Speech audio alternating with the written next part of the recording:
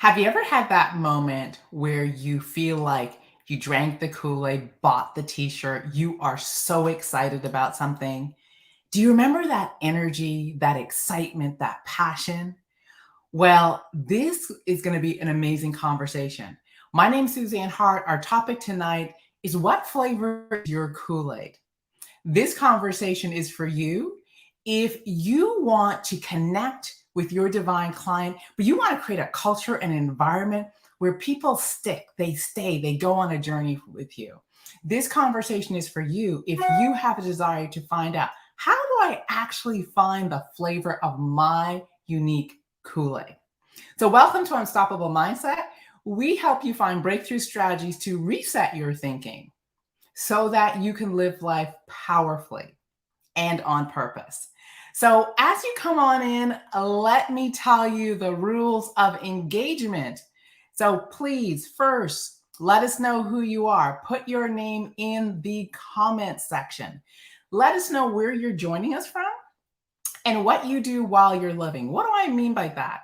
What's your jam? What's your profession? What is your business? What excites you? And who are you called to serve?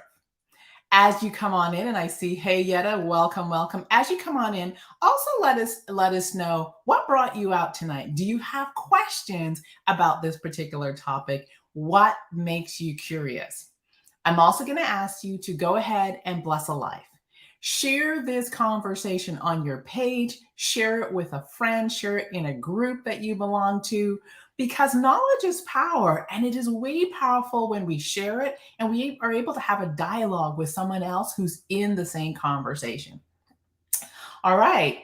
If you're listening to the replay, what I'm going to ask you to do is first hashtag replay. Thank you for joining us. And also go ahead, put your name in the comment section. Let us know what brought you out tonight, what you do while you're living, and who do you serve? Who are those people that you contribute to?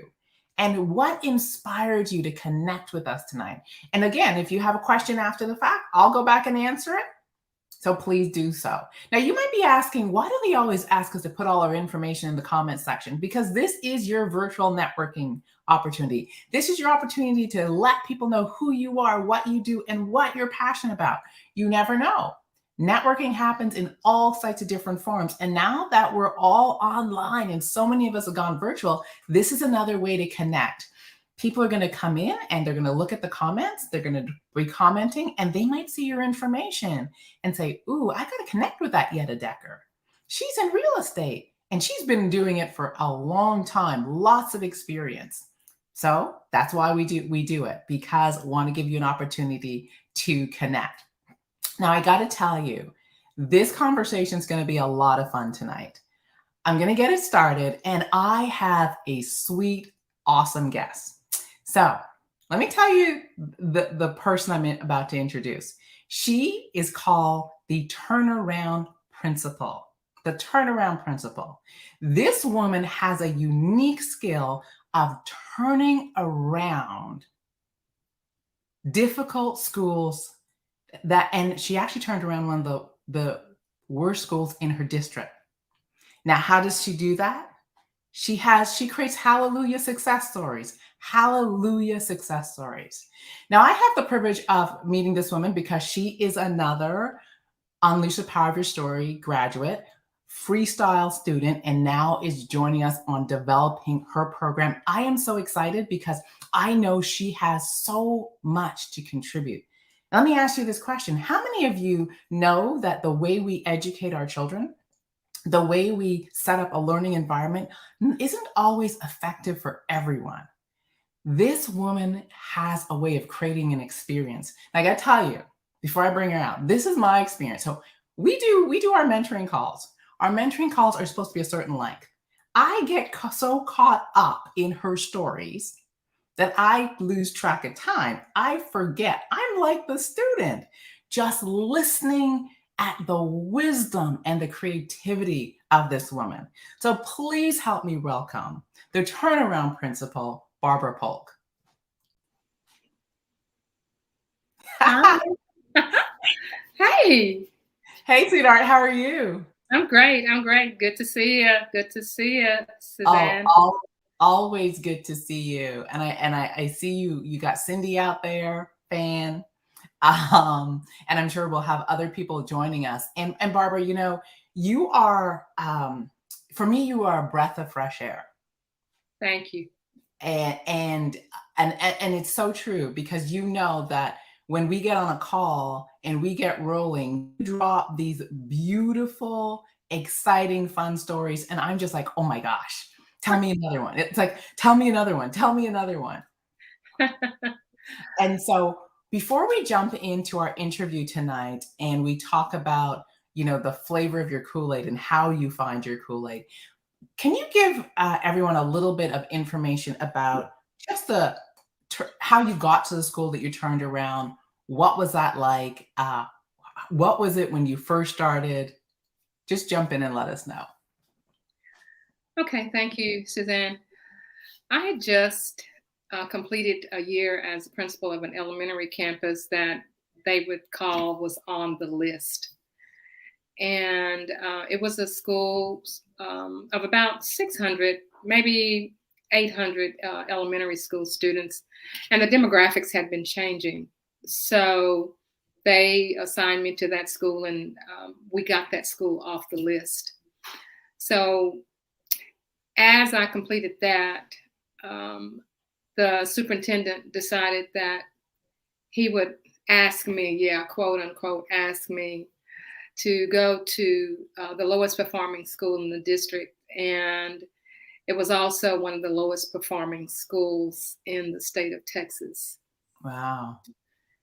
Of course, I had my colleagues to walk up to me and tell me they didn't know whether to give me their sympathy or to say congratulations.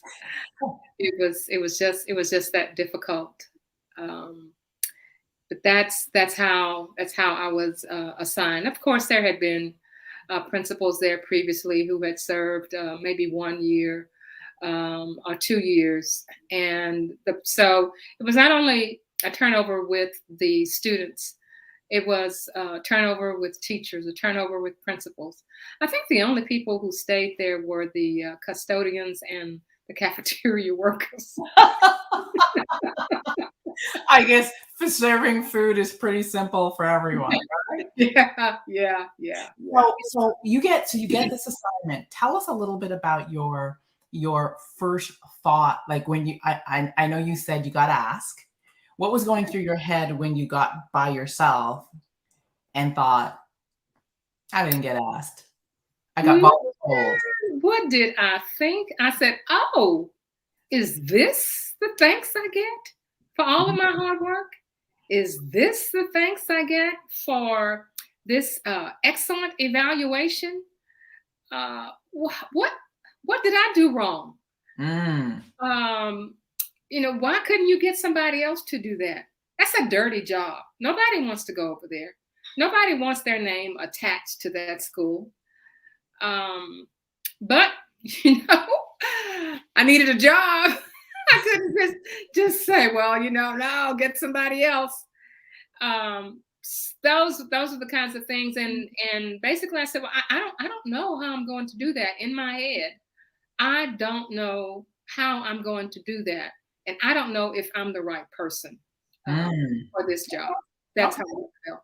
So when you walked into the school your first week, what was your first impression? Well, I couldn't wait until the first week after the superintendent had told me about the assignment. Well, school was out and students weren't there. Custodians were there, which ended up being my best friends. I walked through the building, which was one of the most beautiful buildings in the district. It was an older building, but it was just a fantastic building. And as I walked through the building and contemplated having to go there and thinking about all of the things that I had heard about that school, I thought about my experiences in education, which, at one point I felt like some of those students, I had no purpose. The my first year of teaching, I found that, I was just like some of those students, they didn't want me. Nobody was out there to look after me. Nobody was trying to help me succeed. So, I realized that, I think, I believe that this is the right place for me. And that spirit grew within me where when I was terminated as a teacher and was able to come back into education, I just want to prove to those people who believed in me that they made the right choice. Mm. And I think that I just thought these children need that same break. They need somebody to stand in the gap for them.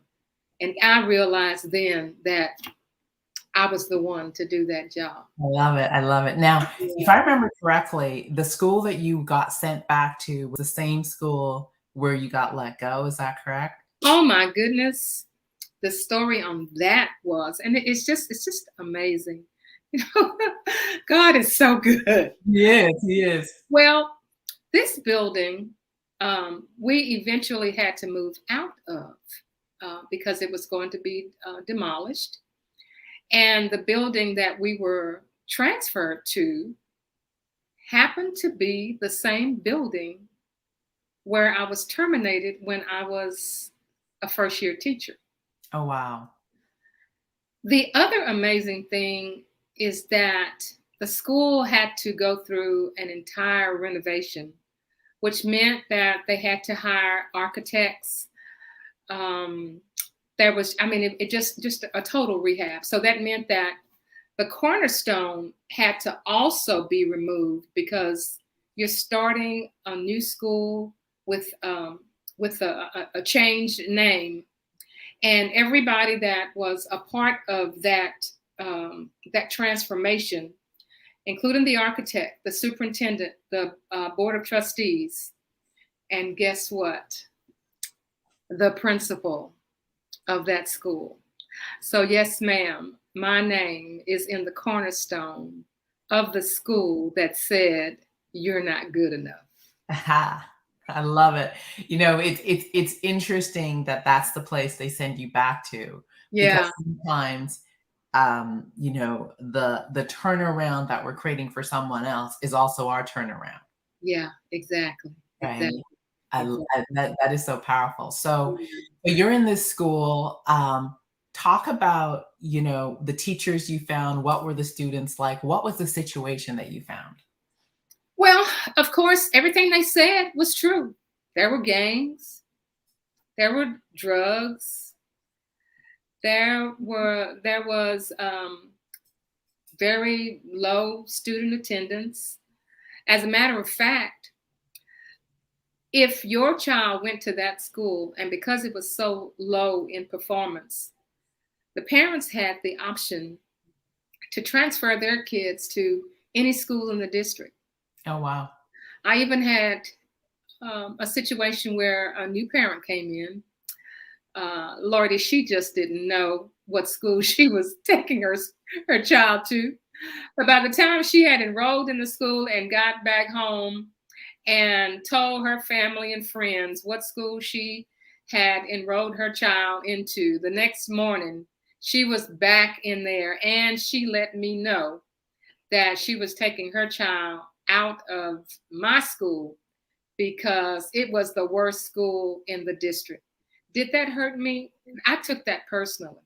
I took Mhm. that personally. So I said, um, you're talking about my school and you're talking about my students. That means you're talking about me.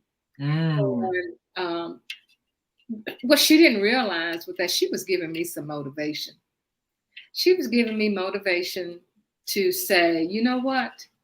I'm going to show you. Go on, take your child someplace else, and I wish you the best.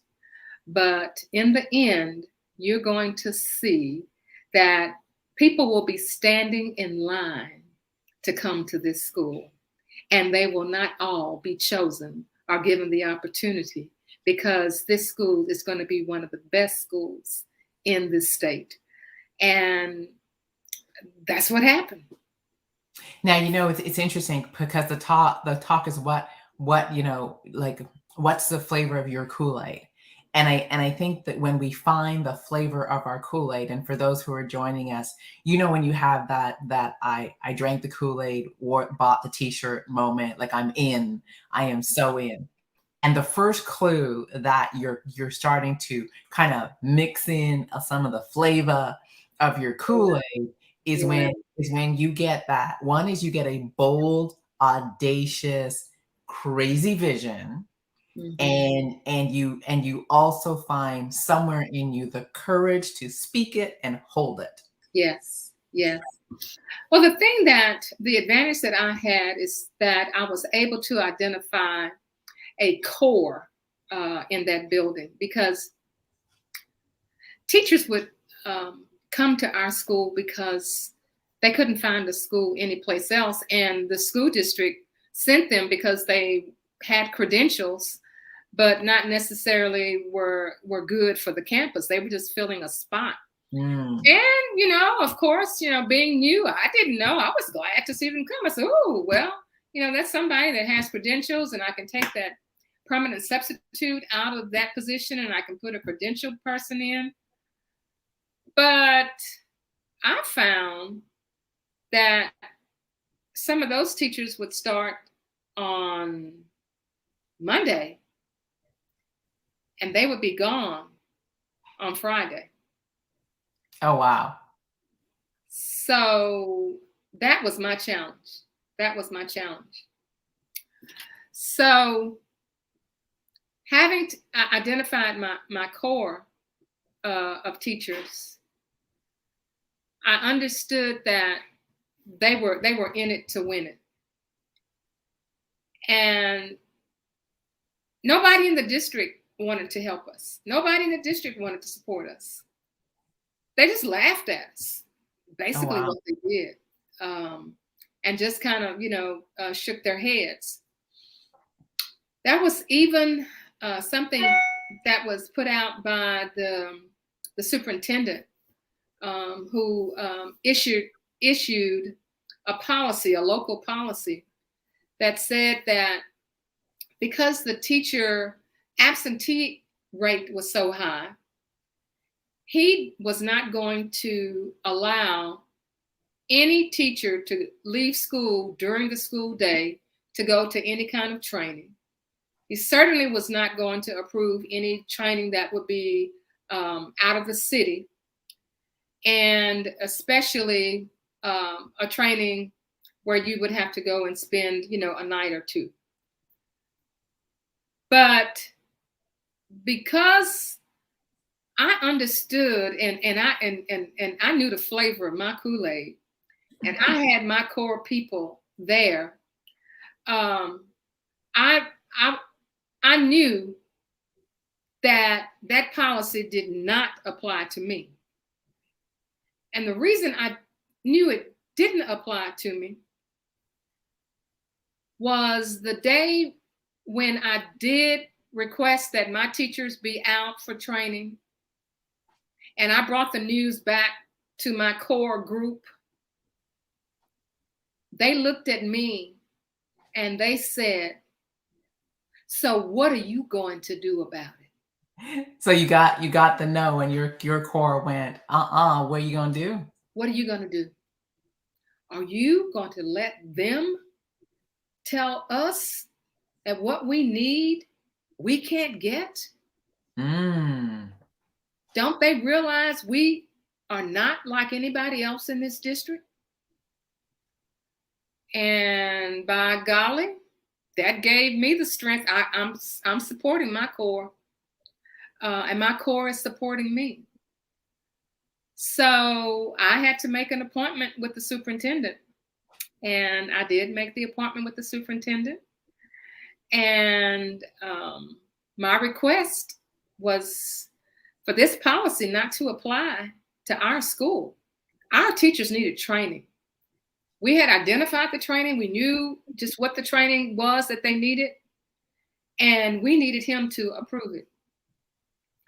So his response was, "I'm sorry, but the the policy that we have is that no teachers will go to any training, away from the school overnight, and that because of the absenteeism problem.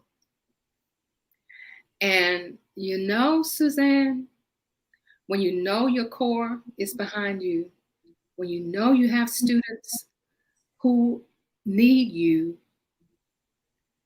you get courage. Mm-hmm. I needed my job. There's no doubt about that. But I never thought about needing my job when I told the superintendent, well, sir, I understand your policy. But the last time I checked, I was the only low performing campus in this district. So I don't believe that applies to me.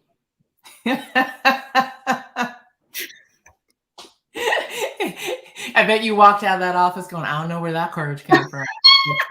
Thank you. Thank you. And I walked out.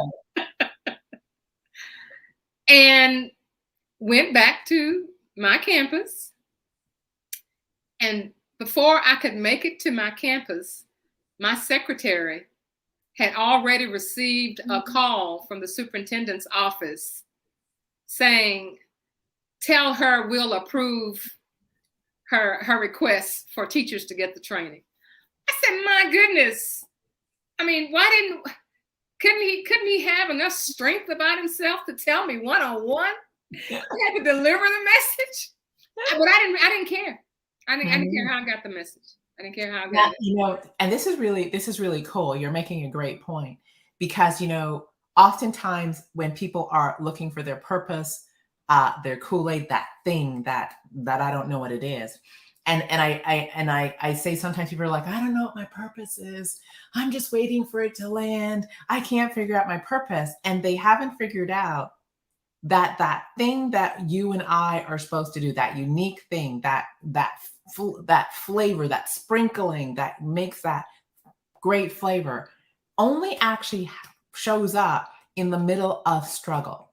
Yeah. And I think where the I drank the Kool-Aid, bought the t-shirt happens is when you have the courage to stand and lead a group of people and lead them where no one has led them before, and have the courage to stand and say, I got you.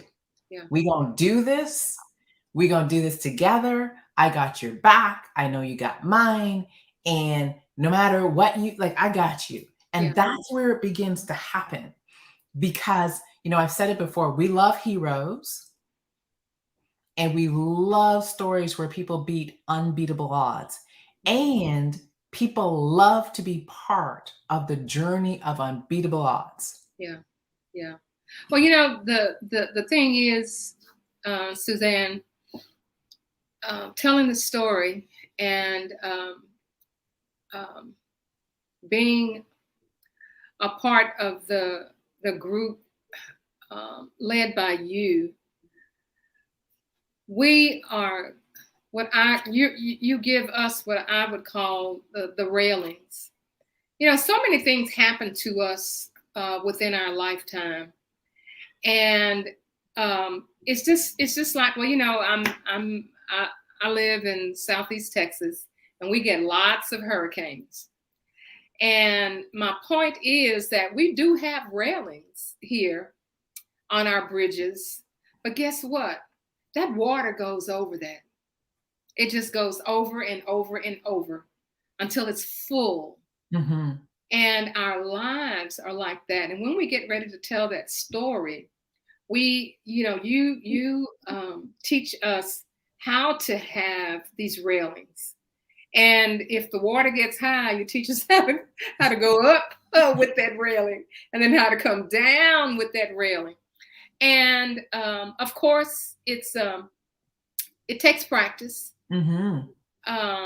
But you are there to support us in a way that we feel comfortable, in our mess. And we have other members that we see that are going through the same thing and say, "Oh, she looks just like me. We're both struggling." And then we are also experiencing the growth, and we can all see the growth. Hmm. And that's what's so important. That's just what's so magnificent about your guiding and your leading with us and preparing us for being the not only just speakers but people who have been able to go within themselves and to get others to understand and to feel our happiness and also to feel our sadness, to bring about the content and to teach the lesson that we have to teach because we're full of content. Yeah. I can teach all day long. I can. I have 3 degrees, and I've taught in the classroom, and You uh, got curriculum. You got curriculum. yeah, curriculum. Oh, curriculum. Oh, baby, I can go all day with that curriculum. But that curriculum is no good without you understanding the emotion that's involved with that. And there is a way for me to be able to share that so that when I do get ready to do the content, you're open to what I have to I love say. it. I love it. I Yeah. love it. So, and thank you for that. So, it's interesting because on our journey in terms of helping you craft your authentic story, your brand story, and we've been kind of digging for the Kool-Aid Yeah. in other words, because that's what I want. I want to find the tribe, help you find the tribe that drinks your keep Kool-Aid and Yeah. buys a t-shirt and says, Yeah. I am a Barbara Polk, turnaround principal tribe member. This Yeah. is where I hang my hat. Yeah. This is the philosophy to which I practice and I believe in. And so what was interesting was I think that oftentimes our greatness, that thing that's unique about us, is so part of who we are. It's so crafted, I think, in the fire of the moment that we don't identify it. So one is, what did you figure out your unique flavor was, and when did you first see it work in your school setting as you began this turnaround? Well, to extend that story about the training, we sent all of our teachers to this training, and they got back to the school, doing their regular thing. Everybody that teaches, they get a conference period off, and they get their lunch period off. And when I knew that my tribe knew the flavor of my Kool-Aid was the day at lunchtime, I walked into our beautiful, huge library, and I saw teachers with their lunches on the table.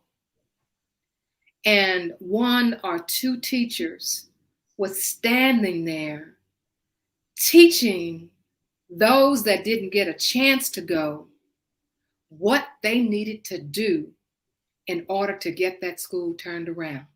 Wow. They did that on their own. They didn't go to the cafeteria. They went to the library. They didn't ask me, can I take my conference period and go to the library? They just did it. Hmm.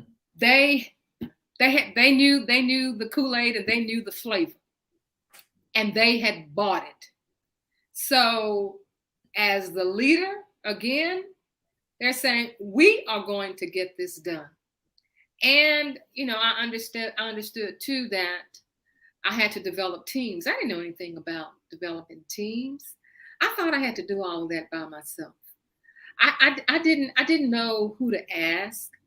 Um, and guess what? Nobody asked me. Do you need any help? Um, it's like, hey, you got it. Go on with your bad self. I'm not fooling around. So it's interesting because so here you are, you've got the teacher somewhat on board. Yeah.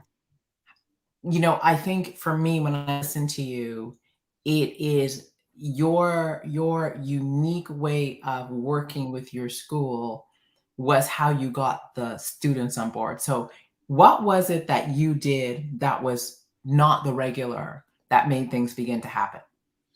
Well, something as simple as the morning announcements. The morning announcements.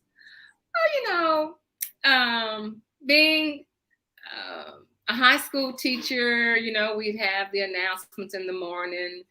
And it was the students who would make the announcements. They would say, we're having SAT test. Make sure you pick that up from the counselor's office. And when I was at the elementary campus, oh, we had our cute little babies. They were our fifth graders who would read the announcements in the morning. And when we'd have, Black History Month, they would read the poetry and what have you. And it's very seldom, you heard from the principal. So I realized that in order to make the change, they needed to hear from me every morning. And they needed to hear basically the same thing every morning. First of all, I'm establishing that I'm here, I'm for you, and these are my expectations. I did a poem every morning that was titled, Who's Sitting in Your Front Row? Mm. We're in a theater. The front row is the best seat. Who are you allowing in that best seat? Talking about the choices you make. I did that every day, every day, every day. Also established not only for the students, but because the teachers were hearing as well, that we respect each other. The teachers do not scream at you.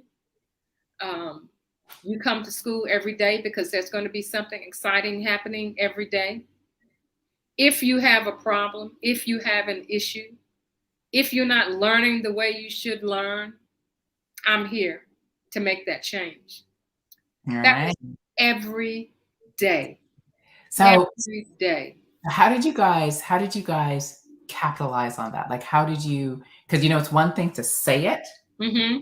Mm-hmm. it's another thing to show me the money kind of do it. Right. That's So right. That's right. what did you guys do? So one of the feedback that I got was one of the assistant principals told me that he observed some children talking in the lunchroom, and these girls were friends. And this one girl asked the other, "Who is sitting in your front row?" So they're actually listening. They're Hmm. actually listening. We created a culture where we protected our territory. You don't write on the walls. This is our house. Don't let anybody come here and destroy our house. This is how we operate. So every day during transition, I would stand out in the hallway right there by my office door, and the kids knew exactly where I was every class period because I was always there, unless I had a meeting or something. But the majority of the time, that's where I was. So there was the story that there was a new student who had just transferred to our campus from the campus across town, and that this young lady was selling marijuana on campus. Mm. And these girls, these two, our two students, they ran to me and they ran and they said, Dr. Polk, Dr. Polk, Dr. Polk, there's some girls that's trying to destroy our building. They are selling marijuana. This girl is selling marijuana. I said, what? I said, nah. I said, oh, yes, ma'am. Yes, ma'am. Yes, ma'am. So, I did what I always call the stop, drop, and roll. Oh dear. So I stopped what I was doing. I said, okay, who is this student? They told me who the student was. They told me what class that student was in. And I said, okay, don't worry. No worries. I'll take care of it. So, of course, we had the sheriff's department or the police. I don't remember which one it was, but we went to the classroom and we didn't disrupt. We just walked in and I asked the teacher quietly, who this student was and where they were sitting. And I just went and tapped her on her shoulder and told her that she needed to, leave the classroom. There was an issue and to bring her backpack with her. And when she walked out, there were the police and they said, would you give us your backpack? We opened the backpack. There it was. Mm. There was the marijuana. So the word got around.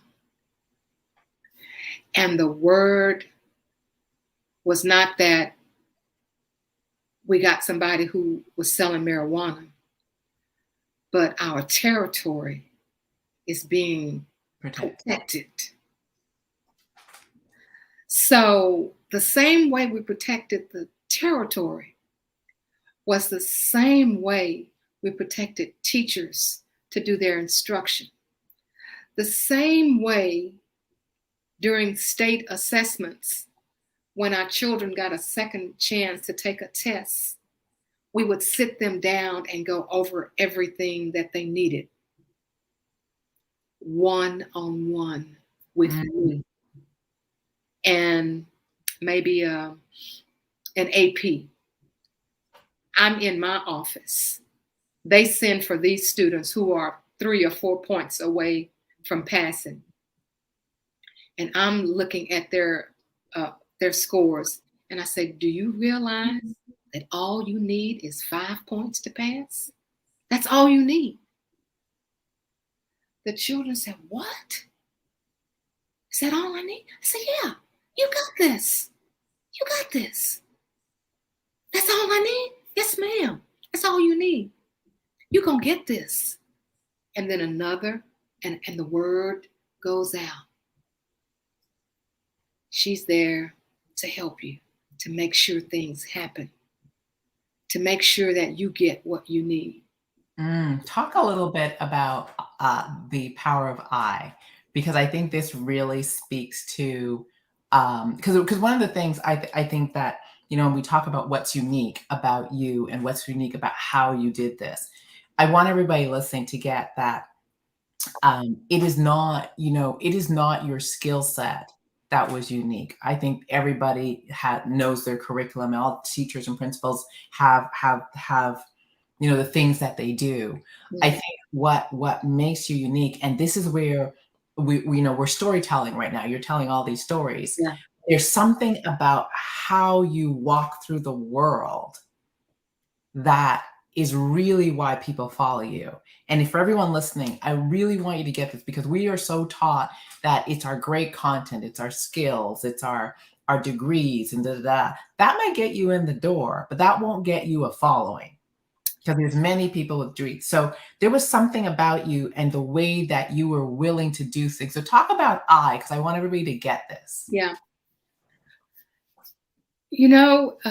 As I think back, the core of the power of I had to do with my concern for those students doing well, not only in academics, but in athletics, in fine arts, the choir, the band. So every afternoon during the fall, we would have football practice after school. And of course, I always went to practices. I went to the football practice, and they just loved to see me out there, just standing on the sideline. And they have their uniforms on, um, and I'm just standing there, and it's hey, hey, the kids, they're just happy. So anyway, the first reporting period passes, and I go back out to the field, and I see the last time I was out there, there were 100 kids, 100 football players, 100 boys. And I go back after the second reporting period, and it's 40 or 50. I said, well, what happened to everybody? Did they quit? I said, no, ma'am, we didn't quit. We got a failing grade, and that meant that we couldn't play on the team again. I said, what? I said, yeah, we got failing grade. Well, back then, I'm just getting started. I didn't know that, I could get a printout, or I could go to the computer and I could see every kid's grade. I can see the teacher who gave them the grade. I can see what their first, it was just so much going on. All I was doing was looking at what I could put my hands on. So I'm wondering, with the teachers, I said, well, why all these kids failing? I said, they come to school early. They stay late after school for practice. Their parents come and they sit outside and they wait for them with the practice. You have some kids that are riding their bicycles late in the evening because they want to practice. But then they're failing. And now all the practice that they've put in, all the practice time the coaches have put in, it's all for naught. So we've came up with the idea of the power of I. We're not going to give failing grades. First of all, when you give the failing grade, that gives them the out. That gives them the opportunity to say, I had homework, I didn't do it. I'll take a 0. All right, good. Leave me alone. I'll go on to the next one. I made a 40 on that assignment. Oh well, I made a 40, and I made a 50 on the last one and a 60 on the last one. So, I know that man, I'm failing that class. So with the power of I, we say we're not going to give you a failing grade. We're going to give you an I, and I stands for incomplete. That means that I'm going to look at your work, and if you had 10 problems to do and you only did 2, we're going to say, hallelujah, you did 2. Okay? So let's see how we can figure out how to get you to do 3 through 10. And when you do 3 through 10, then we're going to remove that I, and you're going to get a passing grade, because we're going to help you get a passing grade.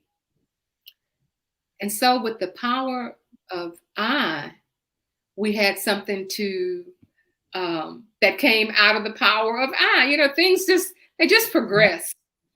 And it was something that was called Fantastic Friday. So with the power of I, suppose, you still don't get it. Well, for all of you who have done it, you have gone the extra mile on Fridays, Fantastic Fridays. For all the people who have completed all their work, they all have passing grades. On Friday, we're going to watch movies. We're going to have popcorn. You'll be able to play your video games, the whole 9 yards. Well, what's going to happen to the other kids who didn't? Well, I'm glad you asked. We have another teacher in that department, because this was every class period. So we have another teacher in that department who has decided that I am here and I'm going to help all of you to remove those eyes. So we can see exactly what it is that you need to do in order to pass. And then if you get those eyes removed during this class period, you can turn your paper in. I can give you a pass and you can go and take part in Fantastic Friday. All right. So this becomes something that everybody is aware of. So on one of these Fridays, instead of everybody going to their, I guess maybe their third period class, all the people who had changed their eyes into grades, they were all told to go to the gym because there was going to be a special program. In this area, we have Mardi Gras. We had some people, bands and stuff who had come in from another state. They were going to be in the Mardi Gras parade and they were going to perform during third period. But those students who hadn't completed their assignment, they had to stay inside the building.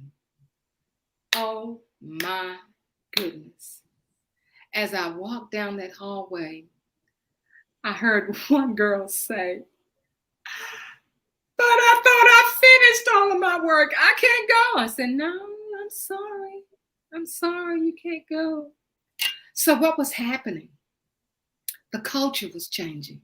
Mm-hmm. It's not that those people who do their work are considered as nerds. It's just, that's just what we do.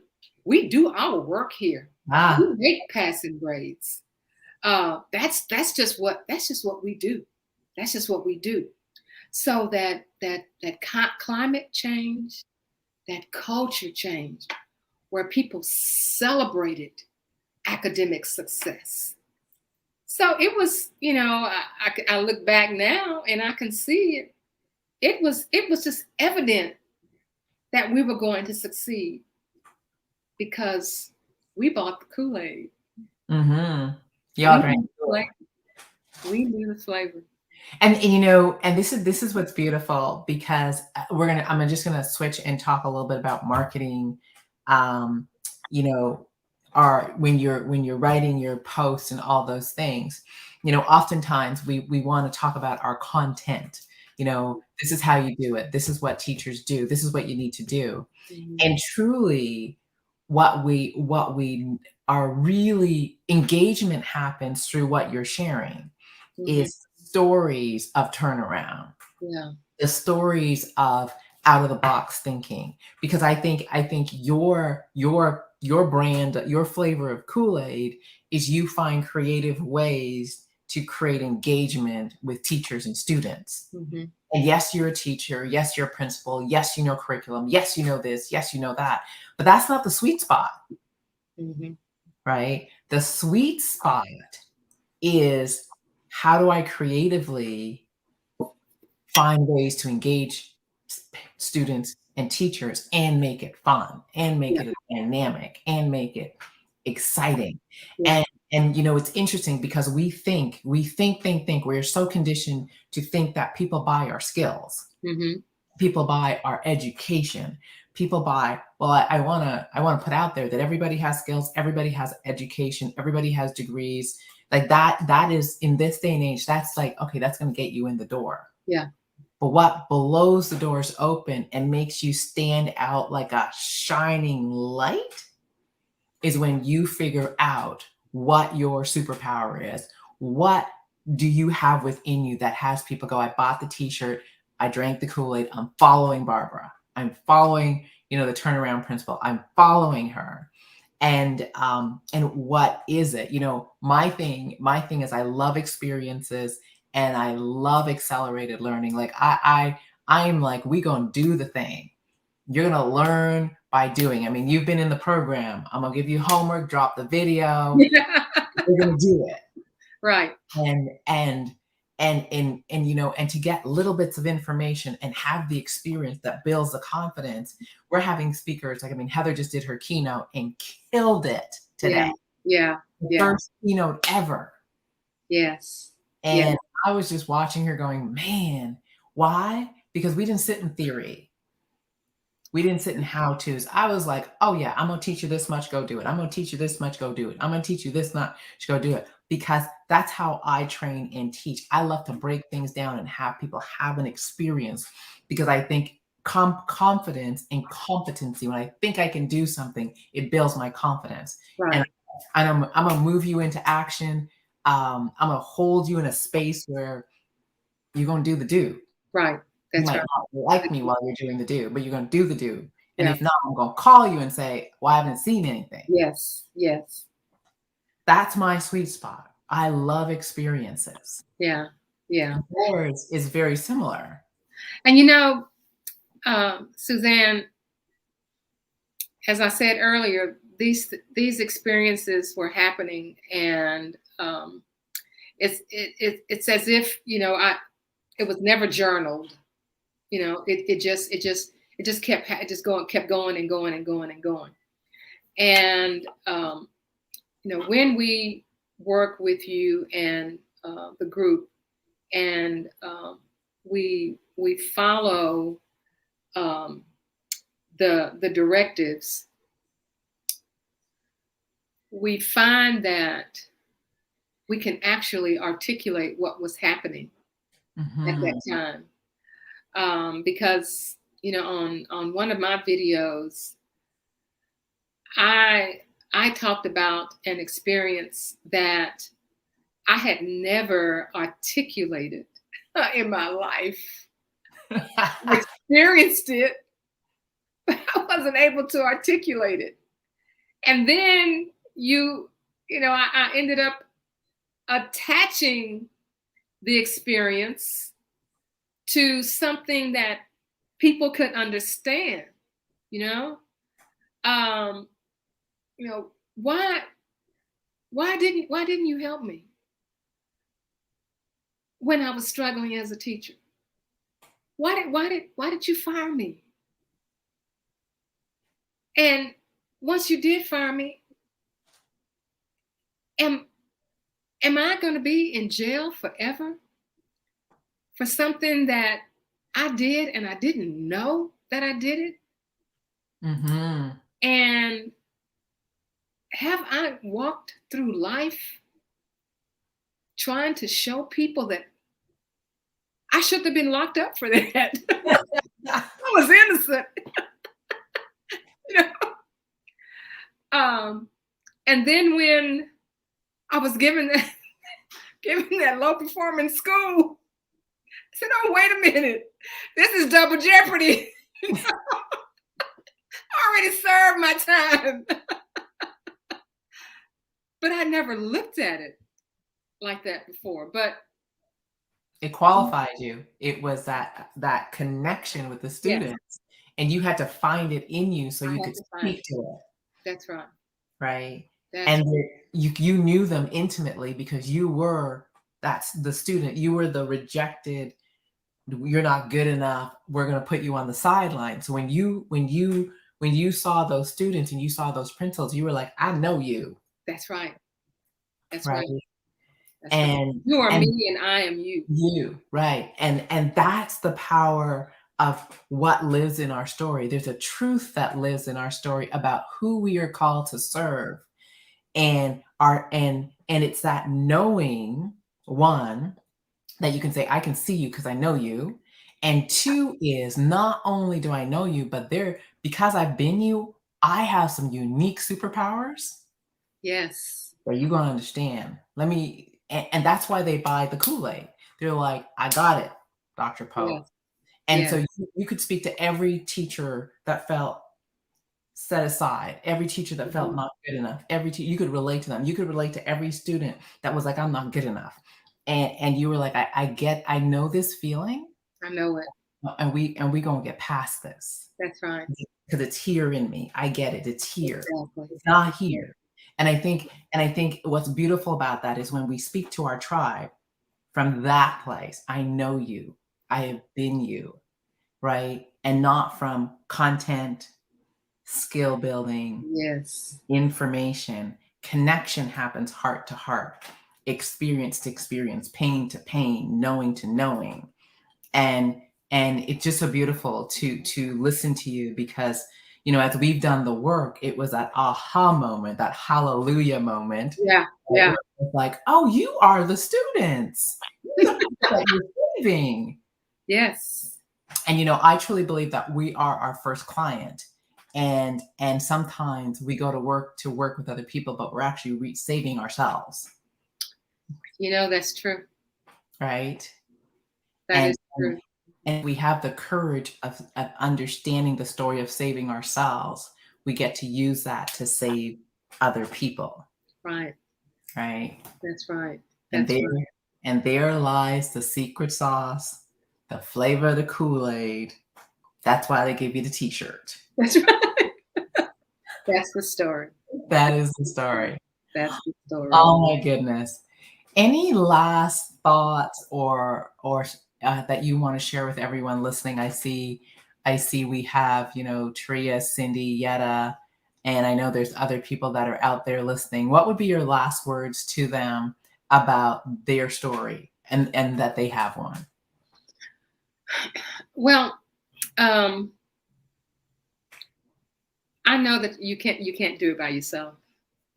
I know that. I realize that.